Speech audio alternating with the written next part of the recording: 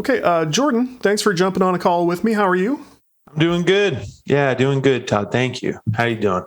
I am okay. It's a good day. It's hot. I don't know if it's hot where you are, but it's very hot here. It's just starting to change for us. So I'm down in Orange County, and we have this thing called June gloom. So the ocean, as soon as it starts heating up, it starts like getting gloomy right around the water. Huh. And so like all of June and some of July, it gets a little gloomy, but it's pretty clear right now. It's nice. It's beautiful. Good. I'm glad to hear that. Somebody ought to enjoy this week. So before we get too far into it, I should have you sort of introduce yourself for the listener. My name is Jordan Mauriello. I'm the managing director for MoreYellow. We're a creative and talent agency. We primarily focus in the video game space. Mm-hmm.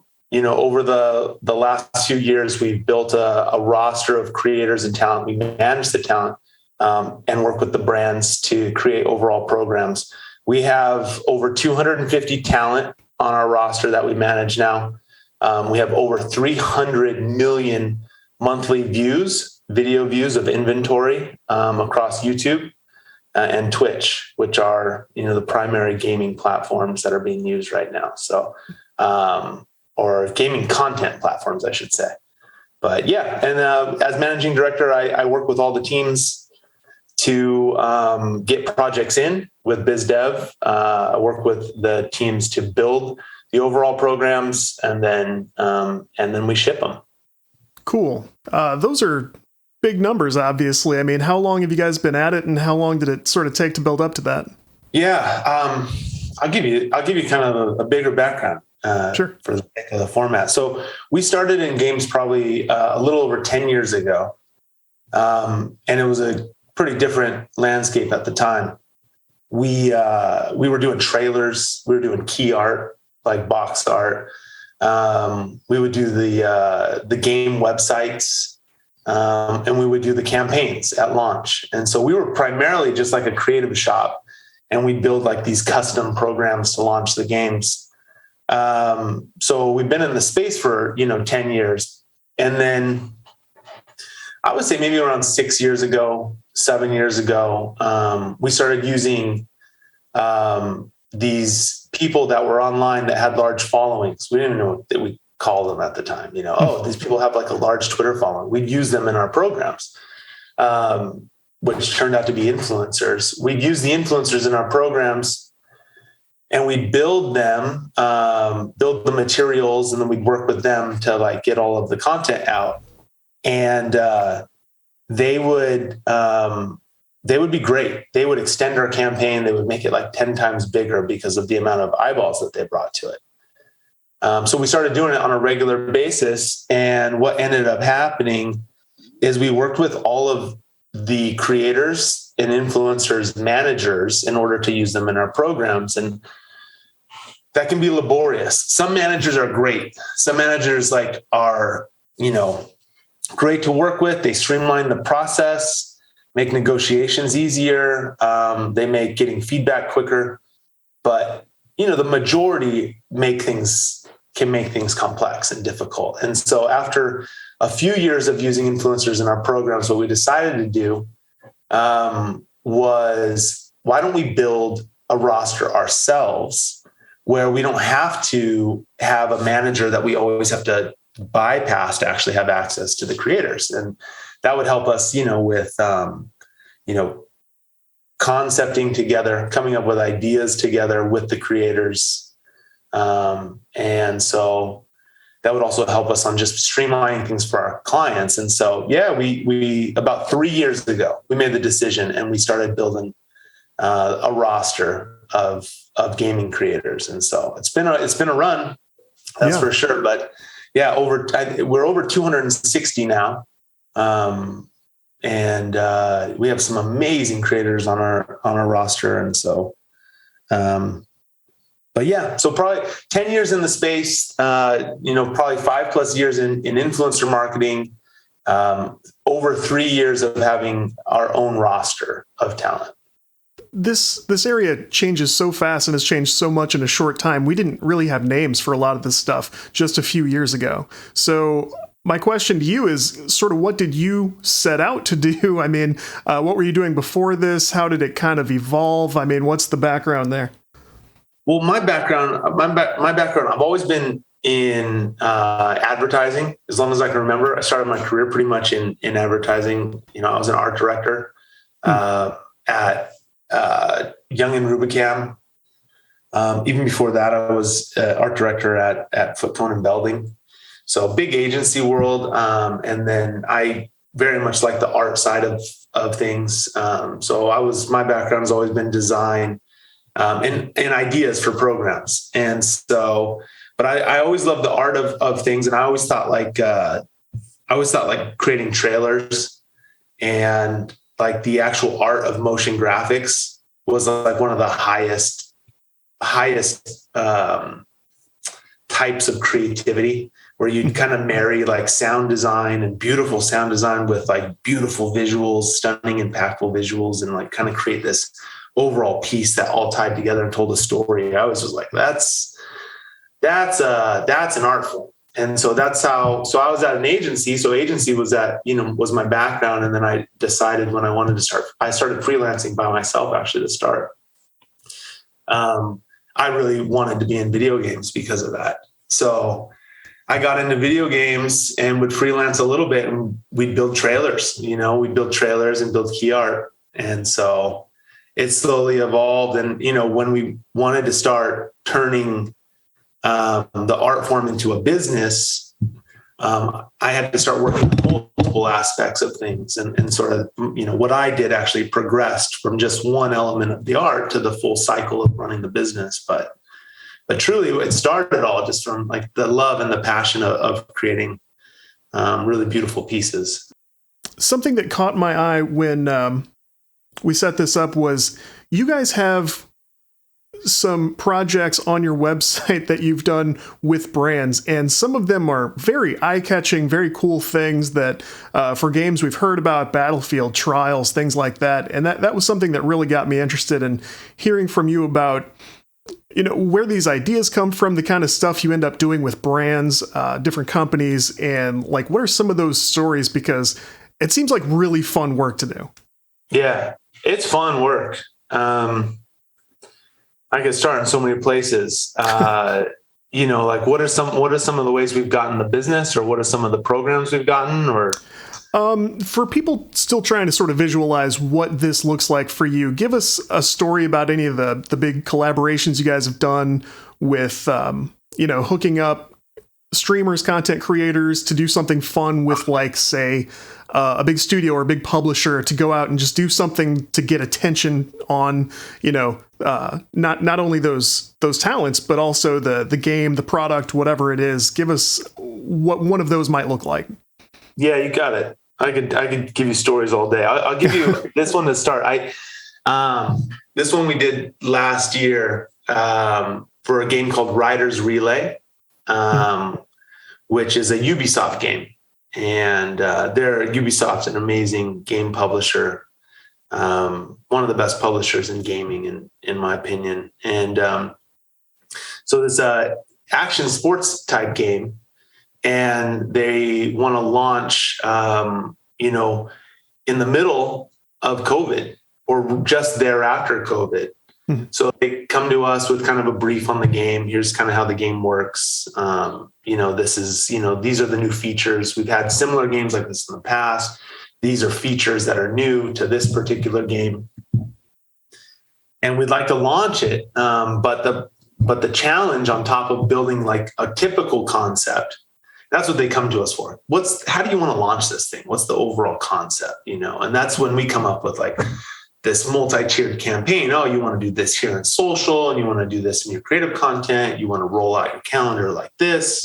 This is where you want to allocate your funds and your budget. The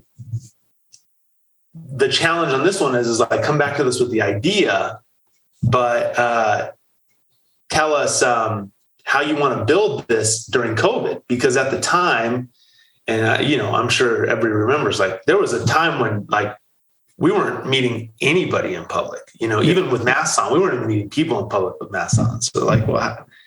So this was like a challenging program for us. And so what we decided to do, okay, we looked into the game. First thing we do always is like, all right, well, let's check out the game and see like these new features, and let's learn a little bit about like what the game offers. And kind of one of the coolest selling points about Riders Republic is that you have this big, massive sandbox, and you can go anywhere in the world of the sandbox. And when you get to that destination, there's other players in that destination that you can play with. That live and online. And that's awesome. That's the world that they present. So you can be skiing over in one part.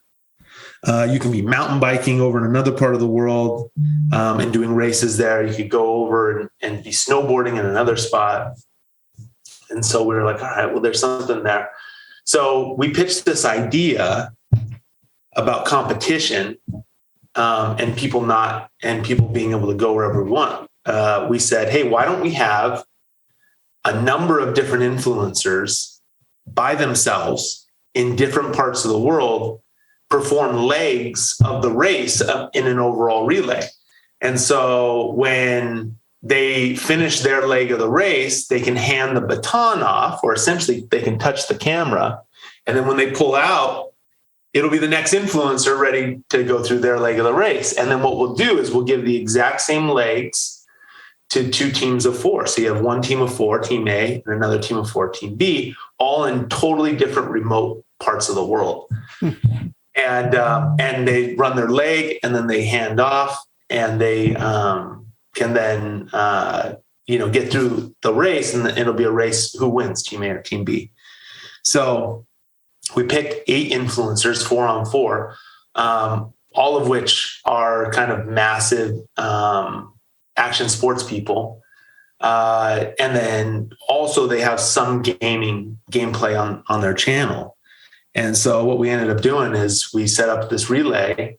And so you have like relay that took place like from Hawaii to all over the US to Bangkok and Switzerland.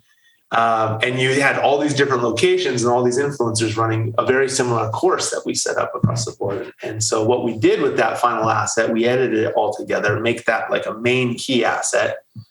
And that releases on Ubisoft's channel. But then also you take that key asset, and each influencer, all 8 of them with these huge followings, they talk up what they were doing, they play the game, and then they showcase the actual relay they did. And so for the Riders Republic, we called it the Riders Relay.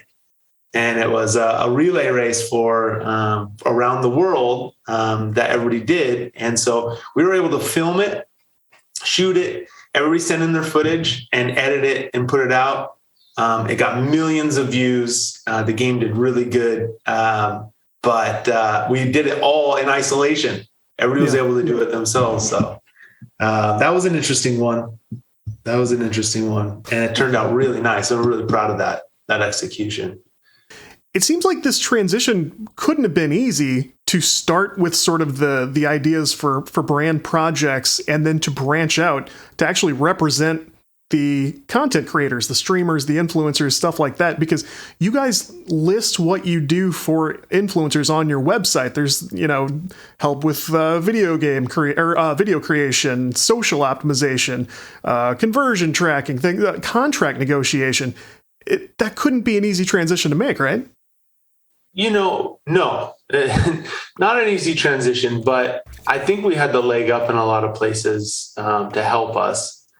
First thing in marketing is everything changes so fast, constantly changing. Like marketing tactics that worked 10 years ago are so out of date.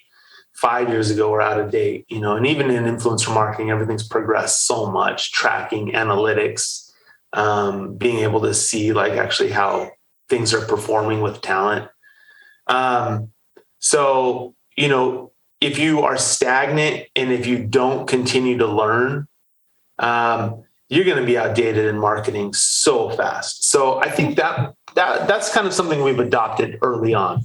We knew that a long time ago, that if we wanted to stay relevant in the space, and especially in video games, you had to really want to always be learning, always be researching, always figuring out like kind of what's next and what's a good thing to actually be working on next.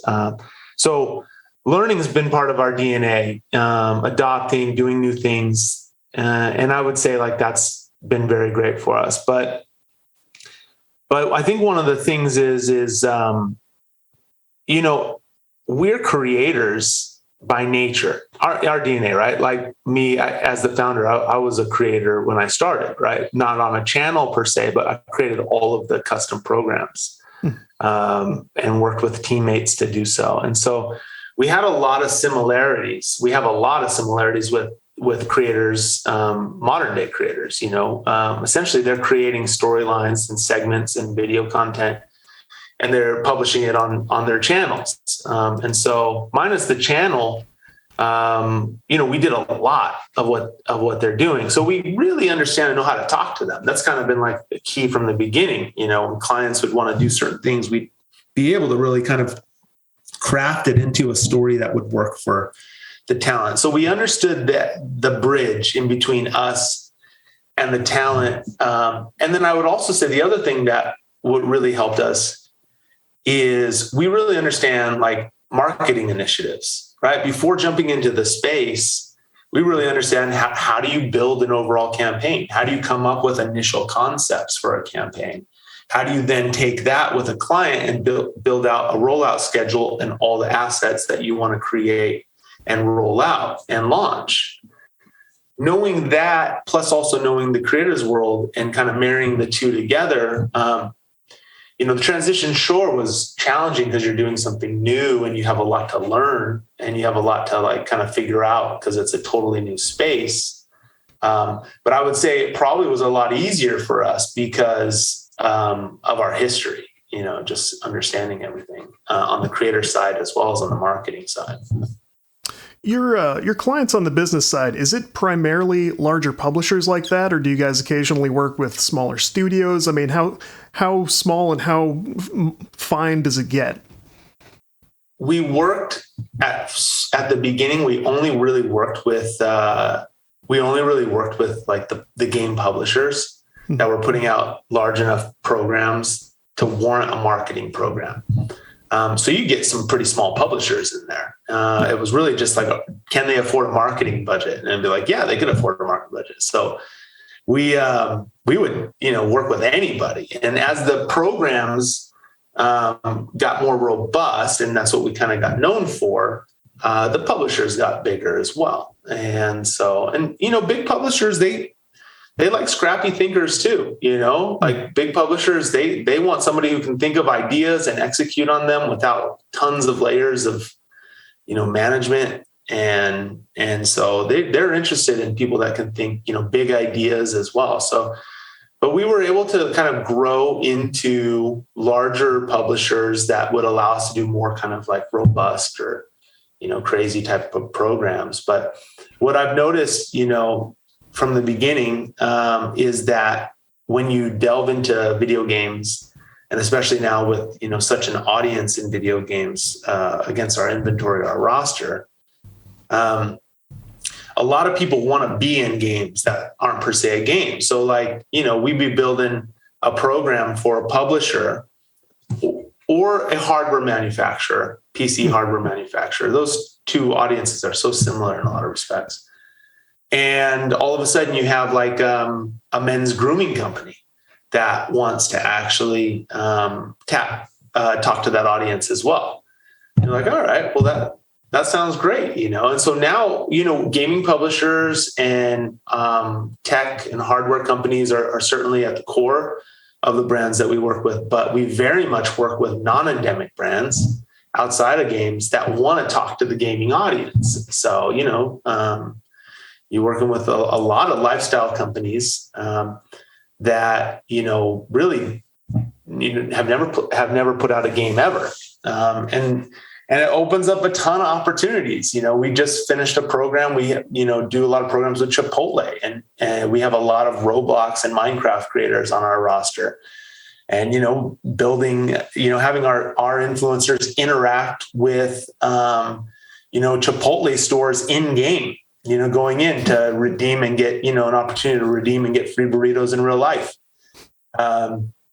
Nike, Adidas both just did some Roblox activations with us, not traditional game companies.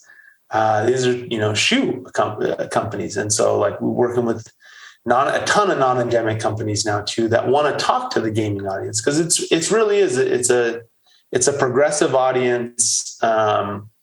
And so, yeah, a lot of opportunities outside of games now at this point, but where we started primarily just, providing our services to the game publishers. Yeah. And as somebody in that space, I can't tell you how nice it's been, because I've been doing this a while now also. And there was a time when it was like, okay, great. Sometimes we're going to hear from potential sponsors who want to talk about hardware, like you said, software that game creators can use, things like that. And that can be difficult to drum up sometimes. So as things have opened up, and I'm starting to hear from people like, yeah, would you like to talk about, like you said, grooming products, health and lifestyle, fitness stuff? Like, yes, please come in and let's do it. Like, it's been really nice. And I think it seems to me that everybody is sort of walking away from that happy, right? I mean, it's gone pretty well, it seems. Yeah. The gaming audience is they're so vocal. And they're a community. This is like probably one of the strongest industries for community, and definitely for online engagement. And I don't know a brand that's not looking for that. I don't know any brand that's not looking for that. You have to be authentic. That is another thing. The gaming community is tough. They can be tough on you if you're not really, being authentic to, if you're saying you do all these things, I play this and we play that. And you're trying to talk to the gamers that you really don't know anything about the market, then you get yourself into trouble, because they are pretty vocal. But for the most part, as long as you're authentic and as long as you, are real with the audiences and you have a good product, like it's a great market to be in. Very stable too. Very stable. I've been around long enough now where I've seen the ebbs and flows of the economy, right? And we hear a lot about that. And, COVID was tough on a lot of industries, and I've been through, recessions before. And it's a very stable, very stable industry. And so it's a good group. I think the brands know that, and they like to be there, and they build business relationships, and it's able to do, activations pretty consistently. My experience was, everybody held their breath for a moment at the start of the pandemic, but I don't think the question was ever like, will we continue getting to do this? It was just, what does it look like? How are we going to adjust? And for me, it seemed like it moved very quickly. Everybody was, okay, we're all doing remote now, where only some of us were before. Now everybody is doing it wherever they are. And things started moving again pretty quickly. It was tough for conventions, conferences, the things that we love to do in person when we see each other and have our big meetings and everything. It's just that part looked a little different. And everybody, I agree, kept right on moving. So I'm curious, since you have gotten to sort of scale out what you do as you guys got started and moved into bigger business and bigger projects, what, if anything jumps out at you, what are your partners not often thinking about? I mean, I know you guys really lean hard into social and projects that can potentially go viral. Are there things that your clients aren't thinking about that you have to kind of bring to their attention? Like, hey, we also need to think about the following. Is there anything like that? Well, we work with a lot of really smart people. I got to always say, like, the brands, they, all of the marketers that we're working with, they are very keen, and they have, a lot of great insight on their audiences and what they want for their audiences. So I would never really say like they don't know their business and they're not quite sure what they're looking for, because they know what works before they ever get to us, but I think one of the key things that we can do objectively with a lot of our clients is we help them understand there's things outside of just per se the things that their needs are. I think a lot of times, and this is a very common conversation with influencer marketing is about how much do we dictate from a brand level, our messaging and our sponsorship guidelines and what we actually want to have said in all of the video content versus how much do we let the influencers really make the content that grew their channel, that gets their audience fired up and excited about, because they know their channels better than anybody knows their channels. They know what works, they know what doesn't, down to the nuance, And so I think, what we strive to do is walk that line, is make sure we understand, hey, we know what the brands need said. They've briefed us thoroughly, and we definitely have briefed our talent thoroughly on what needs to be said. And then, giving some feedback to both ends in order to keep things authentic, but also get all the messaging out, I think is kind of really one of the key things that we do. So I think that in general is keeping that balance is super important. But then also just a few things, there's new things that we are, consistently trying to talk to people about. As you were mentioning, now that things are kind of opening back up, using influencers IRL in real life, at shows or at launches or at parties or events or at tournaments. There's so many different ways to use influencers outside of just just them sitting in front of their camera at their desk and then putting it on YouTube. There's a lot of events. There's, award shows that the influencers can attend, and then they can all cast it at the same time. And it just can triple, your viewership, your live viewership. And then I would say also, there's things that can be done in game experiences outside of just playing the game. I think Minecraft and Roblox, it makes up over a third of our roster. So when you think of MoreYellow, Minecraft, Roblox players and inventory is really, core to our channels. We have over 100 million views of inventory a month for those.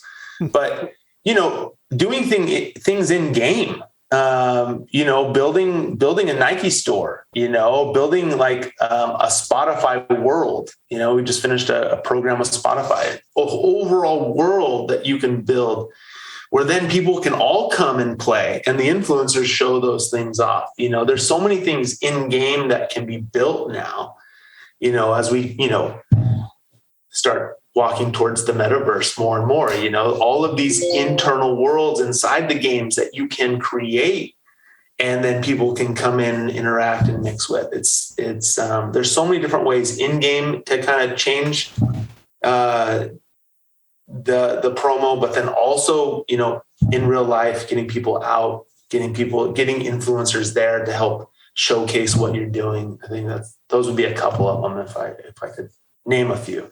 Makes perfect sense. And I guess that is sort of the next thing you're probably trying to be ready for is what does the metaverse end up looking like?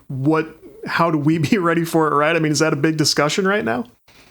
I think it's a big discussion. I think it's a big, I think a lot of people are figuring out, what is this metaverse? I think a lot of people are figuring out how is it going to work? And, I've been following it pretty closely, the progression of it. And, I think, the metaverse isn't this whole brand new place that, we've never been. Everybody thinks of it only like this place where you put on your Oculus and you have to experience that way. There's all these little intrinsic ways of interaction that are like Web3 that, we're going to have available to us more readily. Everywhere we walk, we'll have better interaction tools so that we can, augment our reality a little bit and enhance, our in-person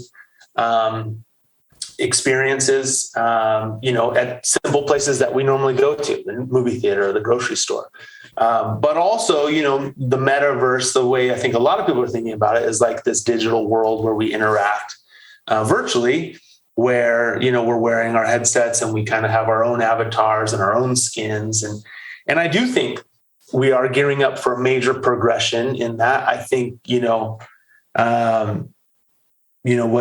what Zuckerberg and Meta are building is, a lot of that. But I think we see worlds like that. I think Roblox and Minecraft are very much like that.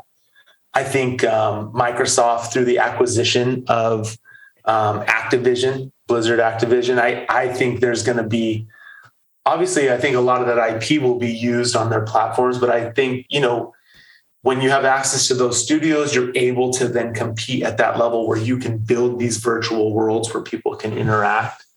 I think, right now it's a lot of education as to what it is. I think it's just going to continue to progress. We have to build it. It's going to take years. And we're going to have more and more of these locations you can go to virtually and interact with people that are there. Very much like what games are doing now, but it'll just be, a step progressed. And then you'll be able to do more things in these virtual worlds. And I think that's kind of like remains to be seen. We'll have these great probably inventions or things that'll happen that everybody needs to go and see. Who's been one of the best at this for a while now? Fortnite. Fortnite, Epic Games. My goodness, they were one of the first, someone will correct me on this one, but they were one of the first to do an in-game concert. I don't know if you remember this. 5-6 years ago, they had Marshmello. It was cool, yeah. Yeah, and that was an event. And I remember just tons of people. No one cared about playing Fortnite at the time. Everybody was there to see the show. And they've now put on probably, I think, 5 or 6 different in-game concerts. They've done product releases in game. They've done so many different things, but it's like 5-6 years ago when they did that. These types of events where you can show up and interact in a virtual world with your character, your avatar, the person that you're used to playing. I think that's what you're going to see just a lot more of. And that's kind of, I think, what this is, the metaverse is about at the moment. What an interesting thought, by the way, about, we all look at Microsoft acquisitions and we think about the present and the past. We go, okay, well, these games are these big libraries. It makes sense. They've got big, strong teams and everything. But I don't think we talk enough about what the future looks like beyond just more intellectual property. And what an interesting thing to think of it in terms of like, what can they compete with if they decide they do need their own virtual, ecosystem, their own virtual universe people can visit if they want to compete at that level with Facebook or, whatever Epic does next or whatever. It's like, who's doing this well? Who could do that kind of world creation? And, let's have them on the team, right? Like I'll admit, I haven't thought about it in those terms very often. So that's a cool idea, Yeah, I think so. I mean, they're very sharp guys and ladies over there. They're just a sharp team, and they just they're not going to make they're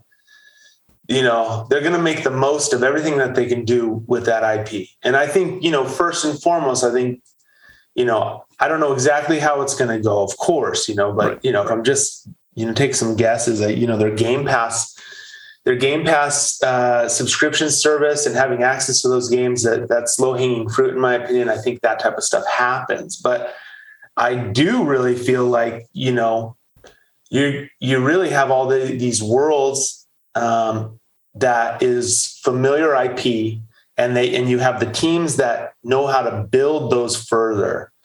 And I think just playing the games is the very first part of it.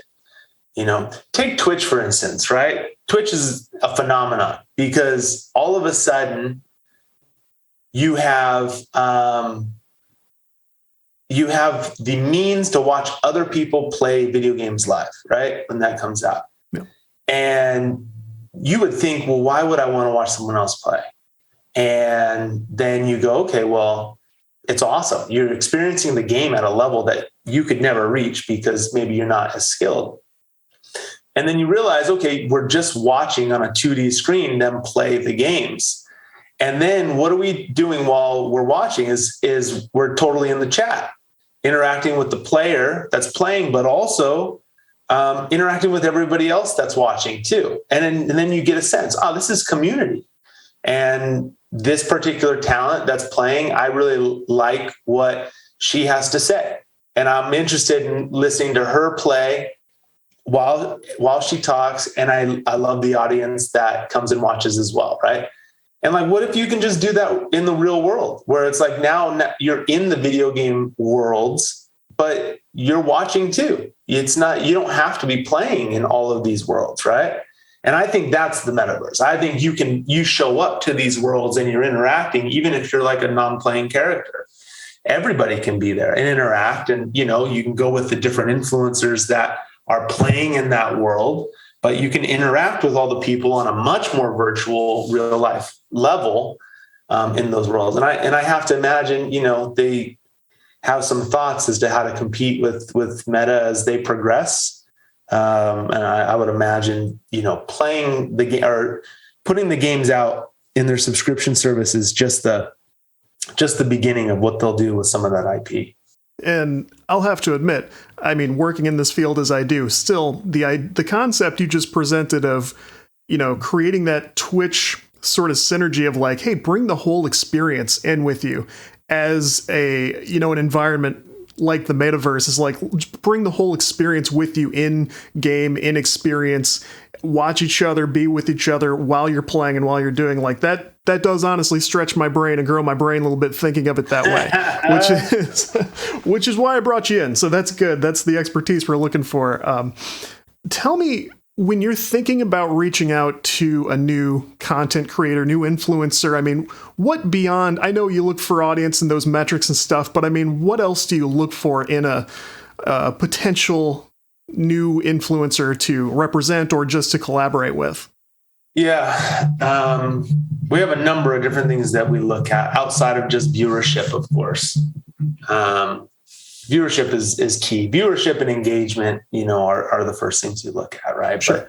But there's so many intangibles. Our main job as an agency with the influencers, we have multiple things that we do for them, but our main job is to get them work, get them business, right? So like the things that we have to figure out is like, what's the brand going to be interested in this channel? How can we be successful if we represent this talent to the brands? And so, number one, brand safe is something we really look at. And that's a real flexible kind of thought nowadays, is what is brand safe? I think the brands understand, personalities and they've gotten a lot less strict than, say, the guidelines of, 5 to 10 years ago with exactly, a certain type of character that they're having, be part of their programs. But I think like a big one for the talent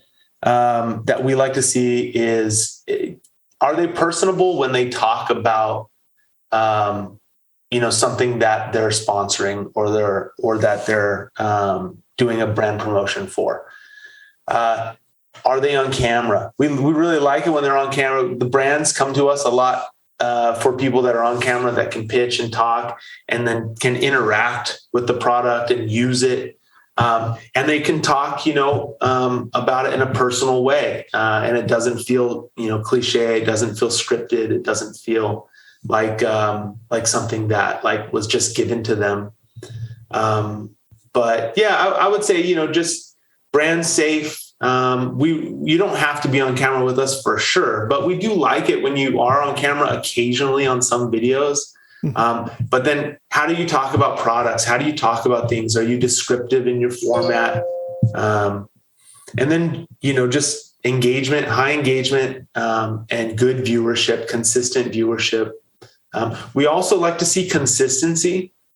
Do they put out a number of videos per month? Is there areas where they've fallen off, where like, hey, it's like you see them, they're good for like 3 weeks or 4 weeks putting out, a couple videos a week. And then all of a sudden, like a huge gap.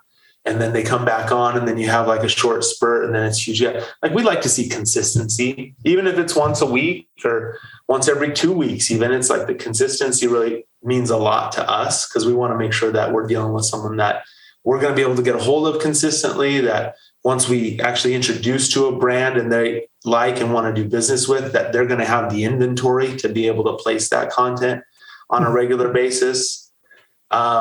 We like to make sure that, we are in sync, synergy off the camera. We get our managers together and talk to them before we sign them on, and make sure that there's, a lot of nice back and forth, and that they're interested in taking brand deals. We like to figure out what types of brands that they actually want to work with. Are they the types of brands that we're selling to and that we're talking to on a regular basis? Where are they looking to go? How are they going to progress? What, are the things that we can offer going to help them on their trajectory? So there's a lot outside of just the content, for sure, the intangibles. But we try and get as good of a fit as we can, because we're working with them. It's mandatory for our influencers, our managers, to have phone calls, or video conferences or Discord chats every other week. We are looking to be your manager, and weekly if we can. We always like to touch base and kind of give what's going on, what we're doing. So for their channel, there's a lot of different things that we do in the management aspect of things, and we want to make sure there's someone that we can collaborate with at that level. There's a lot of people that put out videos, but maybe aren't, wanting the consistency of running a business, and we're looking for the people that want to move, that want to grow, that, have that sort of accessibility and we can work well with. And as we sort of wrap things up, I'm curious, because a lot of the listenership for this show is obviously a small team, game developers, solo game developers, things like that, people who are looking to expand what they do. And I hear from a lot of those people, like, I'm either not doing anything to really promote myself, I'm trying to let my content speak for itself, or I'm doing it myself and I can't wait to hand it off to someone else, either a publisher or people that they'll work with directly. So I'm wondering, people who are maybe neglecting these responsibilities a little bit of promotion, more engagement on social, things like that, what can they be thinking about as they do work toward an ad budget, or hopefully a partnership with a publisher is going to look out for them? Like, what should be on their mind? There's a few things. I'm a big believer in, know your strengths. If you really love creating content, it's a great idea to get someone that possibly wants to sell for you. And I do think, management, MoreYellow is a great avenue to go. But let's say you're building towards that. Let's say you're building towards that and you're trying to figure out, like, okay, I want to be someone that the brands would want to work with, and how do I promote myself? One of the things I think you need to do early on is figure out who you want to talk to. So brands in particular, brands are always interested in targeting audiences. That's like one of the biggest things that a brand figures out. Who are we going after to sell or promote our product to? And so, what you want to do is you really want to figure out, who do you want to talk to and which type of audience do you want to build? So you can, build an audience that's like, if you're gaming specific, you can be super targeted. I want to be a first person shooter type of influencer. Or I want to be an MMO influencer. I want to be a battle royale influencer, right? Like I want to be fully focused on mobile games. And so you can do that. Now there are variety gamers, and they have, they also get a nice repeat business across the board in games, especially from the non-endemics. But in gaming in particular, if you focus on an actual segment, or any influencer audiences, really, if you focus on a segment and you're consistent there. I would say that's like a really great place to start, is where do you want to build your audience?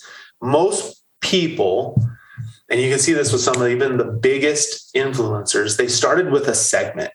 And then once you grow that segment, then you can start expanding. Hey, I was very much an RPG game player, and I played all the RPG games. And then there's gamers or game publishers that would love to work with you, even if you're smaller, because you're so specific and you built that audience. But then all of a sudden, it's like, once you get to a certain size, you add on, hey, I'm an FPS player now, and I'm doing both of those back and forth. And all of a sudden, you're adding all of these. Now you became variety, and you have your core and your base, and you have a much bigger audience. And then you can expand it from there. I think that's a great thought as far as building your audience, so that brands find you very interesting to want to work with.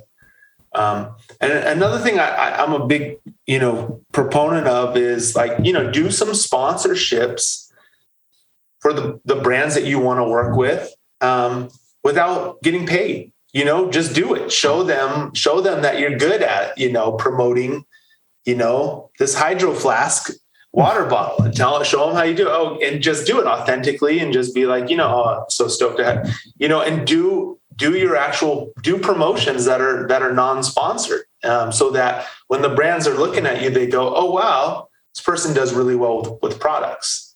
They do really well with products. They talk about them well, talk about the details and the specifics of what you like about them. So I would say, first figuring out how you want to segment your focus, what type of audience you really want to build, and also, do mock sponsorships. I think those are really good ways to, when the brand starts noticing your channel, you'll be able to get sponsorships a lot quicker, I would say. Very cool. Well, as we wrap things up, let's make sure people know where to find you, where to find the work you do, and go ahead and take the lead on that. Yeah, cool. So MoreYellow.com is our website. So you can see everything that we do on the brand side. Or if you're a creator, you can also apply for management there. You can see a bunch of the work that we've been doing and selling. Me personally, I'm Jordan Mauriello on Twitter. Just the L's are ones. So if we can link that. And then on LinkedIn, Jordan Mauriello. And we do a lot of, we put up a lot of content for MoreYellow, which is our agency name, on LinkedIn as well. So at MoreYellow on LinkedIn as well.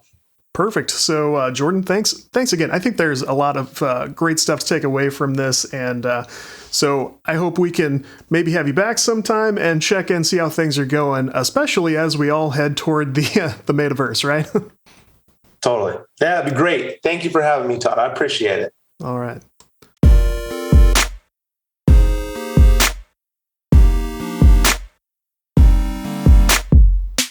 That's right, friends. GameDev Breakdown is back. If you enjoy the show, please think about hitting follow or subscribe. Won't cost you a thing, and it's a big deal on this end. We have show notes at codewriteplay.com, along with articles, news, and other stuff. You can follow us on social. The show is at GameDevPod. The website is at CodeWritePlay, and me, Todd Mitchell, at MechaTodzilla with 1 D and 2 L's. Don't hesitate to reach out to help us make this the show you want to hear, and we will catch you next time. Thanks, everybody.